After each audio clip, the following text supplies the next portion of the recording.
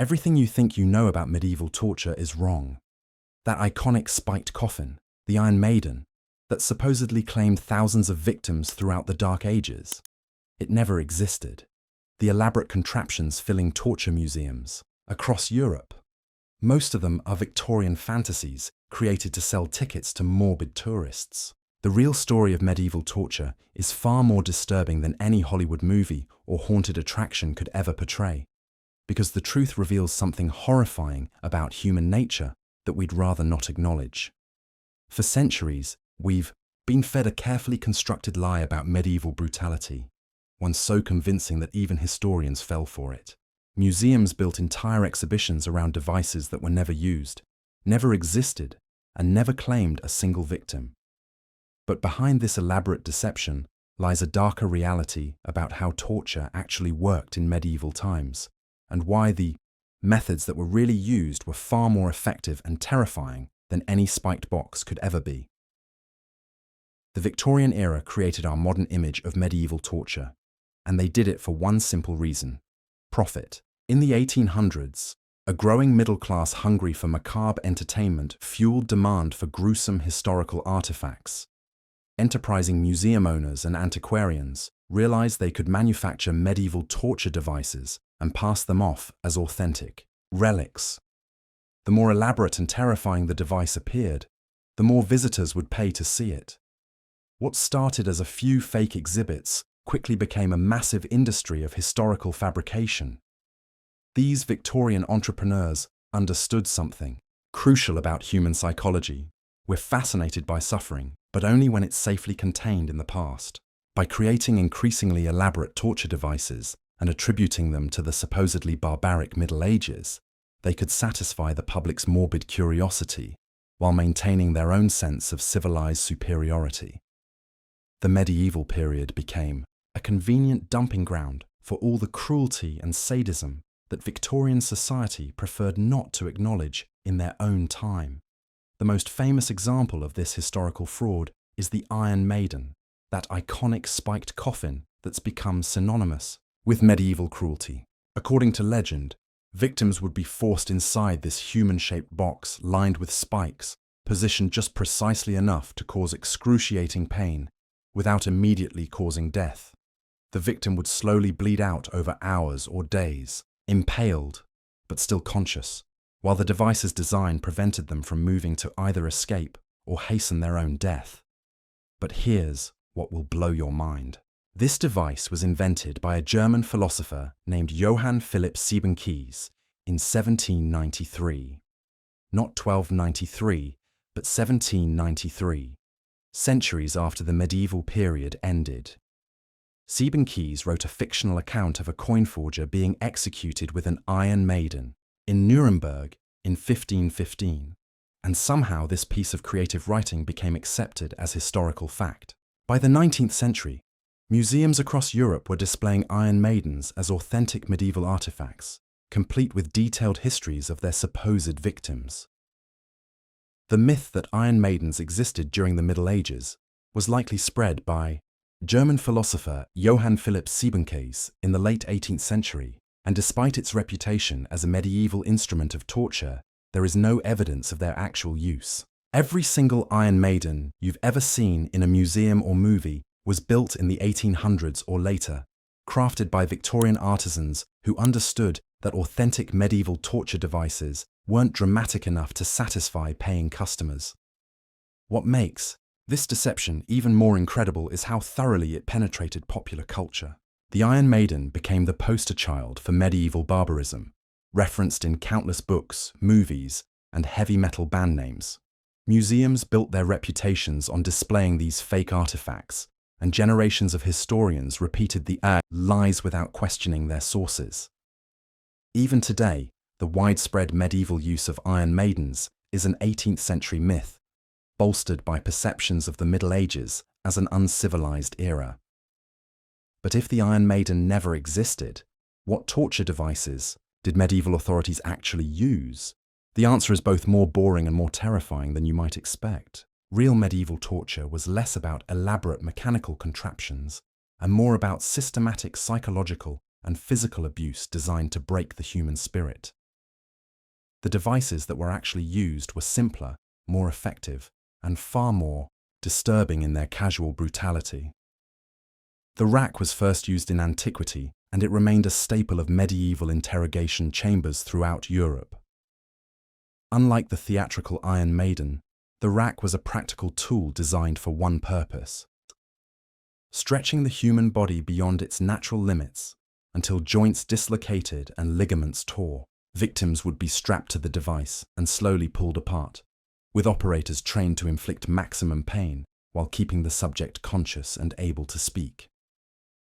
The breaking wheel was another genuine medieval device, though it worked nothing like the elaborate contraptions shown in modern museums.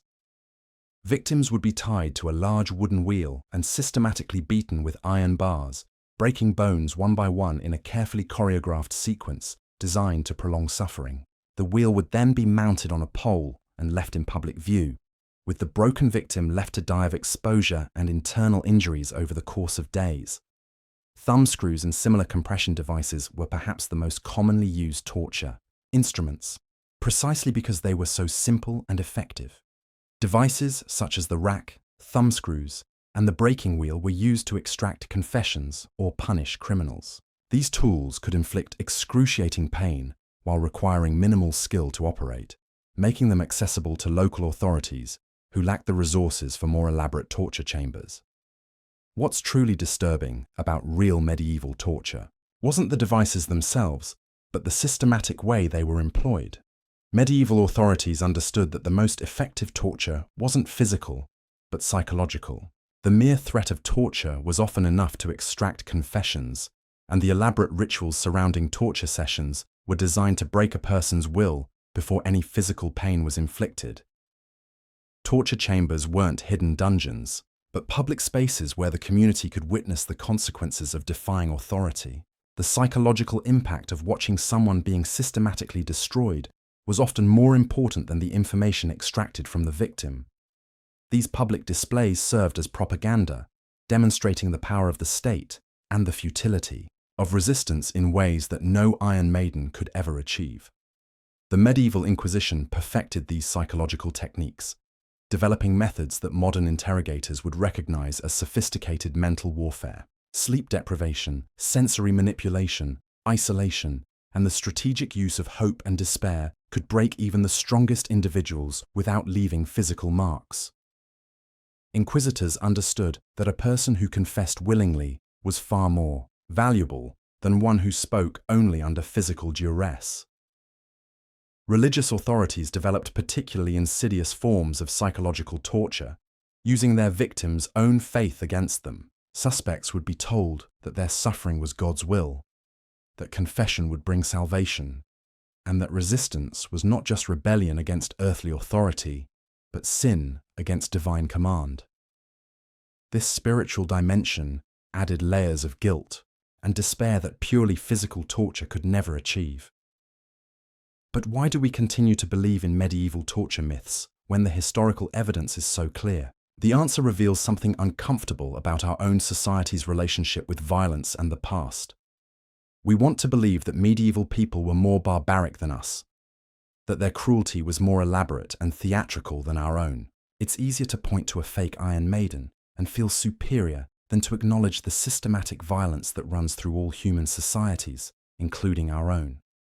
Victorian society created these torture myths during the height of their own imperial brutalities, while they were subjugating entire continents and imposing their will through violence that dwarfed anything medieval authorities ever attempted. The elaborate torture devices they invented and attributed to medieval times were projections of their own capacity for cruelty, safely displaced onto a past they could disown and condemn. Modern torture museums continue to perpetuate these lies because the truth is less marketable than fiction. Visitors want to see dramatic contraptions that look like they belong in a horror movie, not simple tools that reveal the banality of systematic cruelty. The Iron Maiden sells tickets in ways that thumbscrews never could, even though thumbscrews actually existed and actually caused suffering. The dungeon chambers of the time were filled with relics of pain, suffering, and torment. Though scholars debate the actual use of many devices, These museums have become monuments to historical fraud, places where Victorian fantasies are presented as medieval facts, and where visitors can indulge their fascination with suffering while maintaining a comfortable distance from the reality of systematic violence. The persistence of these myths also reflects our modern entertainment industry's need for increasingly spectacular violence. Movies and television shows featuring medieval settings almost invariably include elaborate torture scenes with devices that never existed because authentic medieval torture is either too simple to be visually interesting or too psychologically complex to fit into entertainment formulas. What emerges from this web of lies and misdirection is a disturbing picture of how we construct historical narratives to serve present needs rather than preserve actual truth. The medieval period has become our cultural dumping ground for everything we want to disown about human nature, a conveniently distant era we can blame for inventing cruelties that we ourselves created centuries later. The real horror of medieval torture wasn't the devices but the systems, legal, religious, and social structures that made systematic cruelty not just acceptable but necessary for maintaining order. Medieval authorities didn't need elaborate contraptions because they had something far more effective: communities that participated in and endorsed the destruction of those deemed dangerous or different. Public executions weren't just about ending lives but about creating shared experiences of sanctioned violence that bound communities together through complicity. When entire towns gathered to watch someone being torn apart, they weren't just witnessing punishment, but participating in a ritual that reinforced their own loyalty to authority and their rejection of anyone who might threaten the established order. The psychological impact of these public spectacles extended far beyond the immediate victims to create climates of fear that made resistance almost unthinkable. Medieval authorities understood that the most effective control wasn't achieved through actual violence, but through the ever-present threat of violence, carefully calibrated to keep populations compliant without requiring constant actual brutality.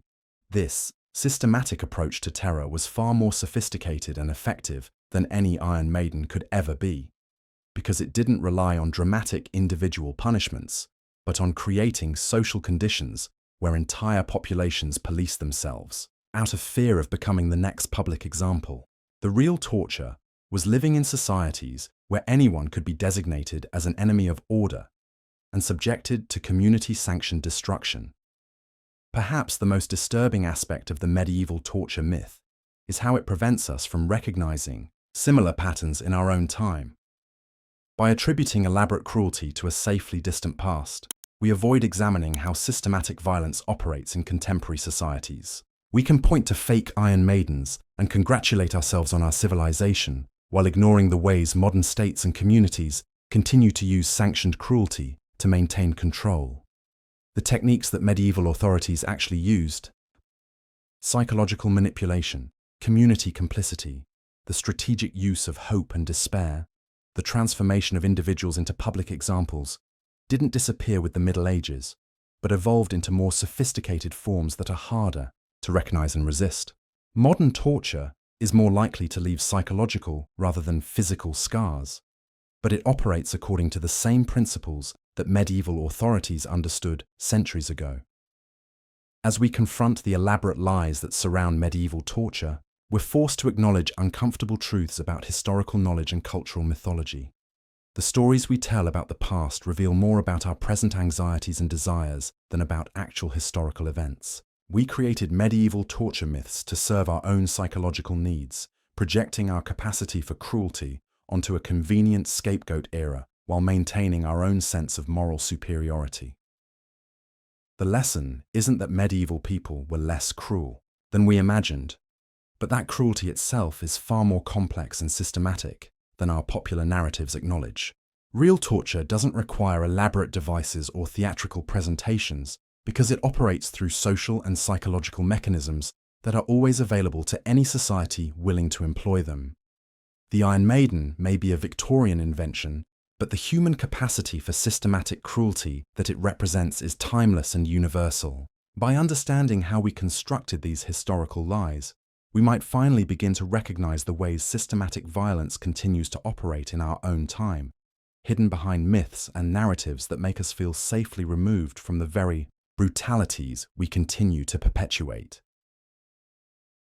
The true horror isn't in the devices that never existed, but in recognizing that the capacity for systematic cruelty that we attribute to medieval times has never actually disappeared.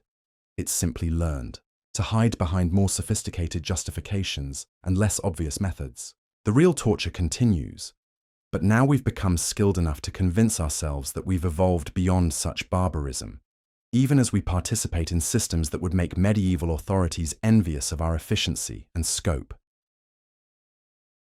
In the end, the greatest torture device ever invented wasn't made of iron and spikes, but of lies and misdirection that prevent us from seeing ourselves clearly.